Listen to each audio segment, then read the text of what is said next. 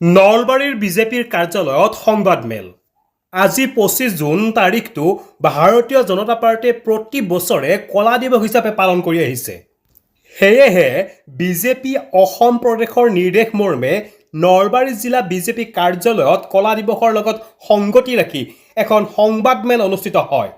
সংবাদমেল সম্বোধন কৰে জ্যেষ্ঠ নাগৰিক কল্যাণ পৰিষদৰ অধ্যক্ষ ডক্টৰ প্ৰদীপ ঠাকুৰীয়াই। নলবাৰী জিলা বিজেপিৰ সভাপতি ডাক্তৰ মৃগাংক তালুকদাৰ আৰু মিডিয়া আহ্বায়ক কুলদীপ কলিতাই। আজি এটা বিশেষ দিন এই কাৰণে যে আজি 25 জুন আৰু 1975 চনত তেতিয়াৰ প্ৰধানমন্ত্ৰী ইন্দিৰা গান্ধী যেতিয়া আছিল তেতিয়া এলাহাবাদ হাইকোৰ্টৰ এটা ৰায়ৰ কাৰণে তেখেতৰ ইলেকশ্যনটো বাতিল হৈছিল আৰু তেখেতে জৰুৰীকালীনভাৱে আমাৰ ইমাৰ্জেঞ্চি ডিক্লেয়াৰ কৰিছিল, য'ত সংবাদ মাধ্যমৰ পৰা আৰম্ভ কৰি যিমান লিডাৰ আছে সকলোকে জেলত ভৰাইছিল আৰু ভাৰতবৰ্ষখনক এটা আপতকালীন এটা ব্যৱস্থাৰ পিনে ঠেলি লৈ গৈছিল। আৰু যাৰ কাৰণে ভাৰতবৰ্ষই সেই যি বছৰকেইটা এই আপতকালীন বা ইমাৰ্জেঞ্চিৰ বছৰকেইটা বহুত পিছাই গৈছিল আৰু সেই আজিলৈ আমি সেইটো কলা দিৱস হিচাপে আমি সেইটো পালন কৰি আছো, যাতে এই যিটো আমাৰ ইমাৰ্জেঞ্চি চিটুৱেশ্যন এটা হৈছিল নিজৰ স্বাৰ্থৰ কাৰণে এনেকুৱা যেন আৰু পৰিস্থিতি ঘূৰাই নাহে। আমি সেইকাৰণে আমি সজাগতা কৰাৰ কাৰণেও আৰু মানুহক আজি যিটো যোৱাকালি আপোনালোকে দেখা পাইছে পাৰ্লিয়ামেণ্ট অফ কনষ্টিটিউশ্যনখন লৈ পেলাই মানুহে যিটো কংগ্ৰেছ বা এন ডি চৰকাৰ এলায়েন্সে যিটো কৰিছে, তেওঁলোকৰ নিজৰ যি পুৰণা কলা অধ্যায় আছে সেইখিনিও মানুহক সজাগতা কৰাৰ কাৰণে আমি ব্লেক ডে প্ৰত্যেক বছৰে পালন কৰি আছোঁ। আৰু তাৰ বিষয়ে কোৱাৰ কাৰণে আজি আমাৰ মাজত উপস্থিত আছে ডক্টৰ প্ৰদীপ ঠাকুৰীয়া ডাঙৰীয়া।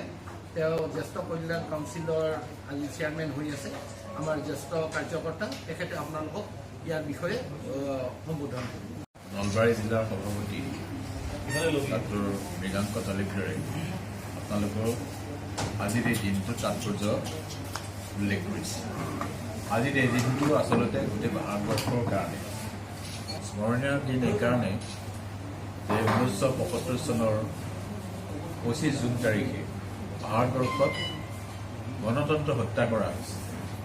গণতন্ত্ৰ হত্যা কৰি স্বতন্ত্ৰীয়ভাৱে স্বৈৰাচাৰী শাসন চলোৱাৰ কাৰণে সেই সময়ৰ প্ৰধানমন্ত্ৰী ইন্দিৰা গান্ধীয়ে এই 25 জুন তাৰিখে গোটেই ভাৰতবৰ্ষতে জৰুৰীকালীন অৱস্থা ঘোষণা কৰিছিলে।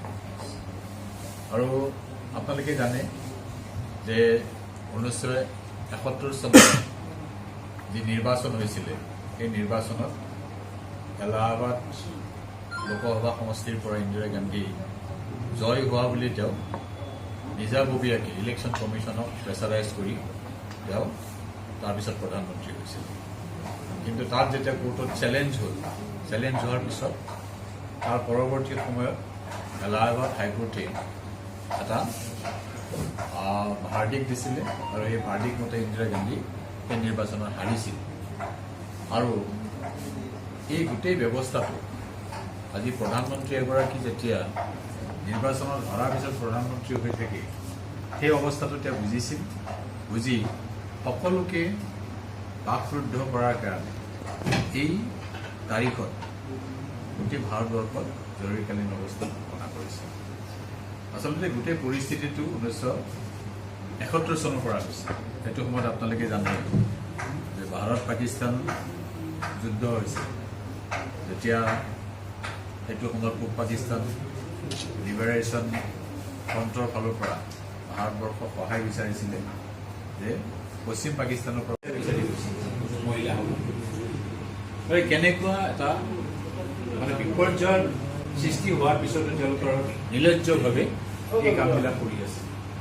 গতিকে আজিৰ দিনটোত আমি এটা কথাই কওঁ যে আমি ব্লেক ডে বা কলা দিৱস সেইকাৰণে পালন কৰিছোঁ যাতে ভাৰতবৰ্ষৰ নৱপ্ৰজন্মই সেই 1975 চনৰ কথা জানে, এই 25 জুনটোৰ তাৎপৰ্য যাতে বুজি পায়।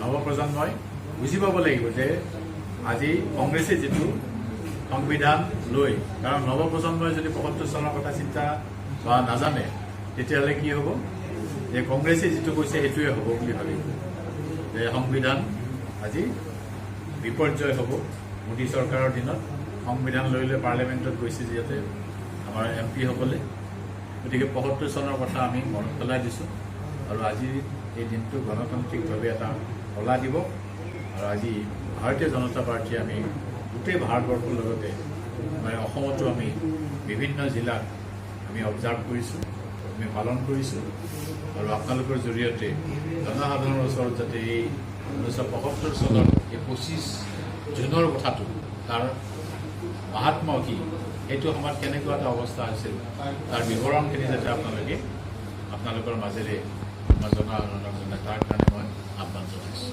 বিচাৰিছে আৰু তেতিয়া ভাৰতবৰ্ষক সহায় কৰিব যাতে ভাৰতবৰ্ষ আৰু পাকিস্তানৰ মাজত যুদ্ধ হৈছিল ৭১ চনত আৰু যুদ্ধ যেতিয়া হয় যুদ্ধ হোৱাৰ লগে লগে ভাৰতবৰ্ষৰ ভিতৰ চৰত যাতে কোনো ধৰণৰ অপ্ৰীতিকৰ ঘটনা নহয় তেতিয়াহ'লে একপক্ষীয়ভাৱে অন্তৰ্কালীন জৰুৰী অৱস্থা ঘোষণা কৰে আৰু সেই অৱস্থাটো তেতিয়া কৰে যুদ্ধ হ'লে হয় চবতে হয় কেৱল আমাৰ দেশত বুলি নহয় যিকোনো ক্ষেত্ৰতে এতিয়া ইউক্ৰেইন বা ৰাছিয়াৰ যুদ্ধৰ তাতো তেনেকুৱা হৈছে অন্তৰ্কালীন এটা অৱস্থা ঘোষণা কৰে জৰুৰীকালীন য'ত কেৱল জৰুৰী অৱস্থাৰ কাৰণে সেৱা যিখিনি আছে সেইখিনিকে তাত এলাও কৰে বাকীবিলাক চব বন্ধ কৰে এতিয়া এলাহাবাদ হাইকোৰ্টৰ ভাৰ্ডিক্ট ওলাল যে ইন্দিৰা গান্ধী এলাহাবাদৰ পৰা বিজয়ী হোৱা নাই তেতিয়া প্ৰধানমন্ত্ৰী এগৰাকীৰ কাৰণে কি অৱস্থা হ'ব পাৰে তেওঁ তেতিয়া সেইটো দেখাই দিছে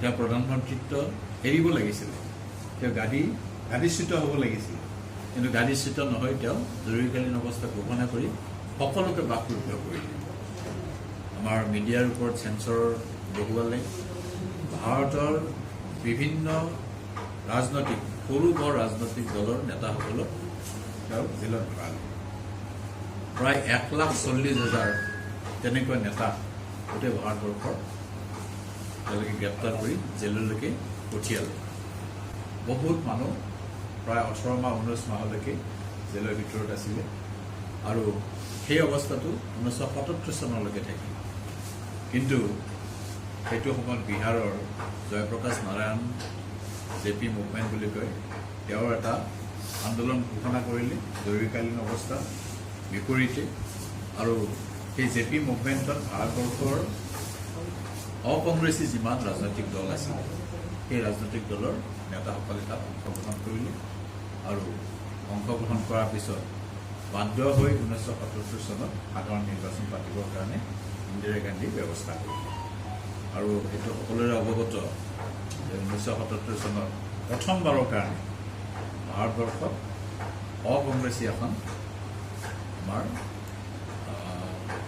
বিৰোধী যি ঐক্য সেই অকংগ্ৰেছী চৰকাৰ হিচাপে চৰকাৰ গঠন হ'ল মন্ত্ৰী হ'ল আৰু ভাৰতবৰ্ষৰ যি সৰু বৰ যিবিলাক ৰাজনৈতিক দলে একেলগ হৈ জনতা পাৰ্টি গঠন কৰিছিলে আৰু সেই জনতা পাৰ্টীৰ নেতৃত্বত এতিয়া কংগ্ৰেছ বৰ বেয়াকৈ সেই নিৰ্বাচনত মানে হাৰিলে আৰু অকংগ্ৰেছী চৰকাৰ এখন হ'ল গতিকে বিৰুদ্ধে থকা তেওঁলোকৰ বিপৰীতে থকা ৰাজ্যবিলাকক মানে ডিজলভ কৰি দিছিল এই কংগ্ৰেছে ৯০ বাৰ এই 1947 চনৰ পৰা ভাৰত স্বাধীনতাৰ পিছত এই ৭৫ বছৰত এনেকুৱা এটা ৰেকৰ্ড কৰিছে কংগ্ৰেছে যে আজি কংগ্ৰেছে বিজেপি নেতৃত্বাধীন চৰকাৰক বা মোদীজীক দোষাৰোপ কৰাৰ কাৰণে সংবিধান লৈ পেলাই পাৰ্লিয়ামেণ্টত থিয় হৈছে যে সংবিধান ৰক্ষা কৰিব নোৱাৰিব ভৱিষ্যতবাণী কৰিছে কিন্তু তেওঁলোকে ইতিমধ্যে ৭৫ বাৰ এমেণ্ডমেণ্ট কৰিছে আৰু এমেণ্ডমেণ্ট কেনেকুৱা কৰিছে আচৰিত হ'ব আপোনালোকে যেতিয়া ইন্দিৰা গান্ধী ক্ৰিমিনেল কেছ এইবিলাক ক্ৰিমিনেল কেছ যেতিয়া মানে নিৰ্বাচনত জয়ী নোহোৱাকৈ প্ৰধানমন্ত্ৰী হৈ ভাৰতবৰ্ষ চলাব গণতান্ত্ৰিক ব্যৱস্থাত সেইটো হ'ব নোৱাৰে কিন্তু সেইটো সময়তে এমেণ্ডমেণ্ট আনিছে আৰু এমেণ্ডমেণ্টটো এনেকৈ আনিছে যে ৰাষ্ট্ৰপতি প্ৰধানমন্ত্ৰীৰ বিৰুদ্ধে কোনো ক্ৰিমিনেল কেছ থাকিব নোৱাৰিব ক্ৰিমিনেল কেছ ৰুজু নহ'ব এনেকুৱা কিছুমান এমেণ্ডমেণ্ট সাংবিধানিকভাৱে আনিছিল সংবিধান সংশোধন কৰি আনিছিল আৰু এই ৭৫টা সংবিধান যদি আপোনালোকে অধ্যয়ন কৰে, মই আপোনালোকক আহ্বান জনাইছোঁ, তেতিয়া কংগ্ৰেছৰ আজিৰ যিটো স্থিতি, সেই স্থিতিটো থাকিবই নালাগে। আজি ৯৯খন আসন পাওঁতেই যিটো তেওঁলোকৰ বিজয় উৎসৱ গোটেই ভাৰতবৰ্ষত, এইটো আচৰিত কথা। আমি আচৰিত পাইছোঁ ভাৰতীয় জনতা পাৰ্টী। আমি ২৪০খন আসন পাইছোঁ। আমাৰ মিত্ৰজোঁট NDA চৰকাৰ হৈছে আমি তৃতীয়বাৰৰ কাৰণে আমি প্ৰধানমন্ত্ৰী নৰেন্দ্ৰ মোদীক পাইছোঁ। কিন্তু তেওঁলোকে যি ইণ্ডি এলায়েন্সৰ প্ৰতিগৰাকী নেতাই তাৰ পৰা এজনকৈ আঁতৰি যোৱা আপোনালোকে দেখা পাইছে নিৰ্বাচনৰ পূৰ্ব মুহূৰ্তত। আৰু তাৰপিছতো তেওঁলোকৰ নিজাববীয়াকৈ ৯৯খন ছিট পোৱাৰ পিছতো আজি বিজয় উৎসৱ পালন কৰিছে। আৰু এইটোৰ উদ্দেশ্যই হ'ল তেওঁলোকে কাৰ্যকৰ্তাবিলাকক এটা বুষ্টাপ কৰিছে যে তোমালোকে নাৰ্ভাছ নহ'ব। কাৰ্যকৰ্তাবিলাকে নাজানে। আৰু যি ধৰণে ভোটাৰ ৰাইজৰ মাজত আজি বিজেপিৰ বিৰুদ্ধে তেওঁলোকে মিছা কিছুমান কথা কৈ মিছা কথা কৈ পেলাই তেওঁলোকে ভোট আদায় কৰিছে, ভোট বেংকৰ সৃষ্টি কৰিছে। ভোট বেংক আগৰ পৰা আছে। ১৯৪৭ চনৰ পৰা যদি আপোনালোকে অধ্যয়ন কৰে, তেওঁলোকৰ ভোট বেংক বা তুষ্টিকৰণ যিটো এপিচমেণ্ট পলিচি এইটো চলি আছে। কিন্তু এইবাৰ বেছিকৈ হৈছে আৰু তেওঁলোকে মিছা মাতাই বা মিছা প্ৰলোভন দি তেওঁলোকে ভোটাৰ ৰাইজক আকৰ্ষিত কৰিছে। মোৰাৰজী দেশাই তেওঁ প্ৰধানমন্ত্ৰী হোৱাৰ পিছত ভাৰতবৰ্ষৰ যিমান ৰাজনৈতিক দল আছিল প্ৰত্যেকটো ৰাজনৈতিক দলৰে নেতাসকলক তেওঁ মন্ত্ৰী হ'বত লাগিছিল। মানে এখন মিত্ৰজোঁটৰ চৰকাৰ হিচাপে দেখা দিছিল। যদিও এটাই পাৰ্টি আছিলে, জনতা পাৰ্টি, দেখাত এটা পাৰ্টি, কিন্তু সৰু বৰ জৰ্জ ফাৰ্ণাণ্ডেজ, অটল বিহাৰী বাজপেয়ী, লালকৃষ্ণ আদৱানী, আজি নবীন পাটনায়কৰ দেউতাক বিজু পাটনায়ক, হেমৱতী নন্দন বহুগুণা, মধু দণ্ডাৱতী, মধু লিমাই, এনেকুৱা বিয়া বগুম সেই সময়ৰ ৰাজনৈতিক প্ৰেক্ষাপটত যিখিনি নেতা, সেই নেতাসকলে সেই ৭৭ চনৰ জনতা পাৰ্টীৰ নেতৃত্বত গঠন হোৱা চৰকাৰখনৰ মন্ত্ৰী আছিল। আৰু আমাৰ ভাৰতীয় জনতা পাৰ্টীৰো যিটো পূৰ্বসৰী ৰাজনৈতিক দল ভাৰতীয় জনসংঘ তাত চামিল হৈছিলে। আৰু ভাৰতীয় জনসংঘৰ নেতৃত্ব হিচাপে সেই মন্ত্ৰীসভাত অটল বিহাৰী বাজপেয়ী বৈদেশিক মন্ত্ৰী আৰু Lalkrishna Advani information and broadcasting minister হিচাপে তাৰ ১৯৮০ চনলৈকে ৮ বছৰ আছিলে। আৰু অসমতো তেনেকৈ গোলাপ বৰবৰা চৰকাৰ হৈছিলে, এখন কংগ্ৰেছী চৰকাৰ। আৰু আটাইতকৈ ডাঙৰ কথাটো হ'ল যে ইন্দিৰা গান্ধী সেই ৭৫ চনৰ ২৫ জুনৰ যিটো তাৰিখ, তাৰ লগত অসম সংলগ্ন হৈ আছে। অসম কেনেকৈ সংলগ্ন হৈ আছে যে সেইটো সময়ত ৰাষ্ট্ৰপতি আছিলে অসমৰ এজন সুসন্তান ফখৰুদ্দিন আলি আহমেদ। তেওঁৱে ইন্দিৰা গান্ধীক মানে সেই জৰুৰীকালীন অৱস্থা ঘোষণাৰ কাৰণে সহযোগিতা কৰিছিল। ৰাষ্ট্ৰপতিৰ যেতিয়া ছিগনেচাৰ লাগে, ৰাষ্ট্ৰপতিৰ অনুমোদন জনাব লাগে, আৰু সেই অনুমোদন জনাইছিল। আৰু ৰাষ্ট্ৰীয় কংগ্ৰেছৰ সভাপতিও অসমৰ আছিল, দেৱকান্ত বৰুৱা। আপোনালোকে জানে দেৱকান্ত বৰুৱা আমাৰ নগাঁৱৰ এজন সুকবি আছিলে। তেতিয়া ইন্দিৰা গান্ধীৰ স্বৈৰাচাৰী আৰু একনায়কত্ববাদ ইমান ওপৰলৈকে গৈছিল যে দেৱকান্ত বৰুৱাই কবিতা গাইছিল, Indira is India, India is Indira.